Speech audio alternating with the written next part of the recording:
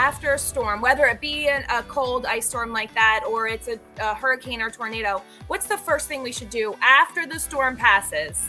We're not going out. We're not saying go outside during the storm to make sure your trees look good, but what is the first thing we should be doing?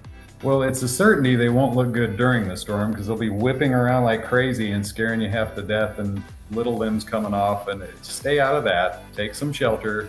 Be responsible about that. But then after it dies down, go out and have a look. And if things look different, there will be some leaves and some twigs, not a big deal. But if you go out and start just looking around your house, check your roof, walk around and just make sure your car isn't covered by a tree, some things will be very obvious. You'll just see a tree down in your front yard. Well, can't miss that.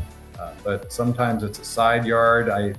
We've gone, oh boy, it's been about 4 weeks since the big storm came through, and we're still getting calls that people didn't notice a big broken limb on their side yard tree. And you just start looking for something that looks different in a tree.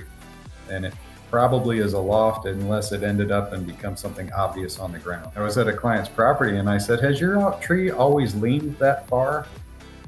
And in this case, she said, yes, but then I start checking the root zone. A lot of times a tree will gain a favor one direction or another, or a lean, and that's because it has lurched or just listed a few degrees even, and it changes that tree's ability to support itself. Its root zone may be compromised. So we have to start checking for heaving and gaps and just changes around that tree's root zone and try and figure out what that lean means. Is that something we can perhaps thin the tree out, reduce the wind resistance and weight and preserve it, or are we going to have to remove it now because it's become a hazard?